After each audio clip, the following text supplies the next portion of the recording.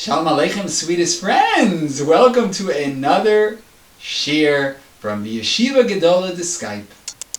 I again thank everyone who sent such positive feedback on the previous shiurim, and I invite those new members who join, both learning with me personally and watching the video Divrei Torah. And I'd like to share with you a little message for Pesach, something to think about, something to use at the Seder maybe. Avraham Avinu, we read in Parshas Vayera, invited some Arab wayfarers, and he said to them, "Yukachna me'at mayim, please take some water." And about the Carbon Pesach it says, Al tochlu mimenu, no. Don't eat the Carbon Pesach, no. What's no? Raw. Amar Avinu said, Yukach no me'at mayim. No means please in that context. Please take some water. And about the Carbon Pesach it says, don't eat it, no. In that context it means raw. Say Chazal that in the schus of Avraham Avinu saying to the wayfarers, who we know were really angels, but he thought that they were Arabs who were idolaters, in the schus of him saying, please take some water, no me'at mayim, we were zochet to the Carbon Pesach, about which it says, Al tochlu mimenu no. Na na na na na na na na na na Nachman Neumann, all these nas. And here, I'm looking at the Medrash, and the Medrash is looking at me, and I don't understand the Medrash, and the Medrash doesn't seem to understand me. What's the connection with this? Is it a word game? No. He said no, we get no. But it's two different, completely different no's. One has nothing to do with the other. I'm saying, like, let's say I get a virus in my computer. So I bring it to the computer guy, and he cleans out the virus.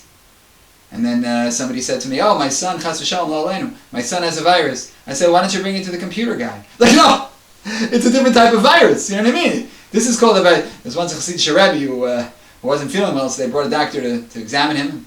And the Rebbe said, no, doctor, what do I have? So the doctor said, sorry, Rabbi, you have a virus. And the Rebbe said, I know I have a virus. I'm filled with a virus. I have to do tshuva. But what's wrong with my body? So the question is, what's the connection between no and no? Word game, there must be more. There must be some content here, some deeper meaning.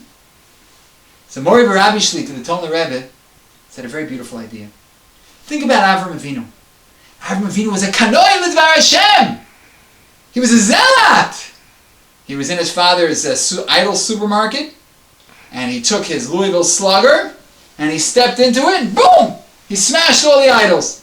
And then his father came in, and he said, Tati, you wouldn't believe what happened. There was a big fight. And this idol started with that idol, and then the other idol came, and they were all in this big, huge fight, and the heads were rolling, Tati. I'm so sorry. He said, you don't think that Avraham Avinu was a zealot, he was an iconoclast.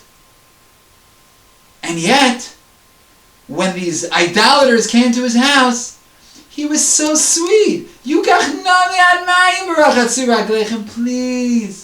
I know that you're all the Avodah Zarah and you bow down to the dust of your feet, but please wash your feet. Let me give you a meal. He was so ziz. So you see, you could have two midas. You could have the midah of being really stark, but when it's necessary, you have to be sweet and nice like Avraham Avinu was. But the Carbon Pesach, we know that was the god of the Egyptians. They used to bow down to their sheep. Holy cow, as Phil Rizzuto used to say when Dave Winfield hit a 9th inning 3-run homer to beat the Baltimore Orioles. So they bow down to their animals. And now the Jews are roasting their gods? That doesn't feel so good. So the Egyptian is going to see him roasting the god, and the Jews are going to oh, he's going to quickly take it off the fire. He's not going to want to do it. He's not going to want to start off with the Egyptian. So the Torah says, no. Al tochlu mimenu no. Don't be afraid of the Egyptian. We know you've been a slave for so many years. You have that slave mentality that he's the master and have to listen to the master. But forget about that. Now is a time to assert your power. Jewish God power that HaKadosh Baruch Hu told you this is the mitzvah. There's nothing to be afraid of. What we call courage. Courage is the word of the day. Like in the Wizard of Oz. Gotta have heart. So you gotta have a heart. You have to have courage.